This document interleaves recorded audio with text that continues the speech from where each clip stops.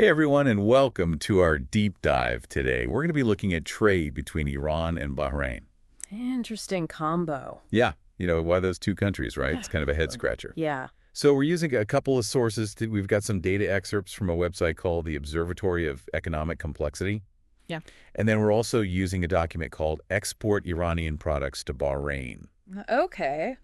And so one of the things that we've noticed right off the bat is that there's a big imbalance in this trade relationship. Huge. Yeah. Iran exports a lot to Bahrain, A lot. but Bahrain doesn't export a whole lot back to Iran. It's really a one-way street. Yeah, so let's kind of lay the groundwork here a little bit. Iran is a big country. Yeah. They've got over 86 million people, and their economy is really diverse. Lots of industry going on over there. Everything from petrochemicals to agriculture to all sorts of manufactured goods. Big-time manufacturing. Now, Bahrain, much smaller. Tiny. They've got about 1.7 million people, and their economy is mostly services. Yeah. A lot of finance. Finance, yeah. Aluminum. Aluminum's so completely different. Yeah. And that difference really shows up. When we look at the numbers for 2022, Pretty stark. Iran exported about $14 million worth of goods to Bahrain, Wow. and Bahrain only exported about $592,000 worth of goods to Iran. Wow. That's a huge difference. That's a big gap. What are they sending? Dried legumes. Fried legumes. That's right.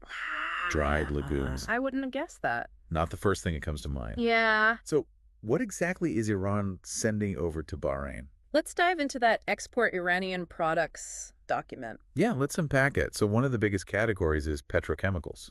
right? Iran's got a big petrochemical industry, Huge. and they're supplying Bahrain's industries, Makes sense. Their service economy. right? They need that stuff for construction.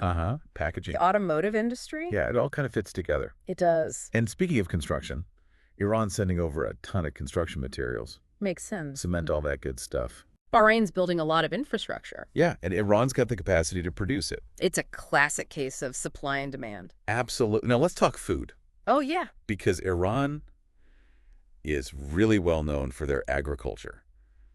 And they're sending over all sorts of goodies. Dates, Saffron, pistachios. citrus fruits, All the good stuff. all the good stuff. And Bahrain imports most of their food, so Yeah, they need it. it fits. Now, it's not just basic food, though. We're talking premium dates, Yeah. like fancy pistachios, It's good stuff. like the really good stuff.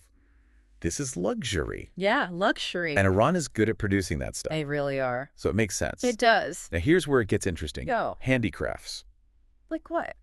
traditional goods. Yeah. We're talking Persian carpets, Okay. textiles, pottery. Like, this is beautiful stuff Beautiful stuff. that adds like a touch of luxury Yeah, and culture. and culture. So it's not just about the raw materials. Yeah. It's about like cultural exchange too. It is fascinating. Correct. Yeah. So let's get back to like the more practical stuff. Yeah. Automotive parts. Oh, yeah. And spare parts. Yeah. Because Bahrain loves their cars. Right. And Iran makes a lot of car parts. So it's a good fit. It's a perfect fit. So they need a constant supply Yeah. of those parts Yeah. to keep those cars running. And Iran can provide it. They can. And then there's textiles. Iran's got a long history of textile production. Long history. So Yeah. they're sending over fabrics, clothing, Yeah. and Bahrain's retail sector Yeah. is growing. Yeah. So there's a lot of opportunity there. Yeah. I can see that. Okay, now let's talk about something really important. Pharmaceuticals Okay. and medical equipment.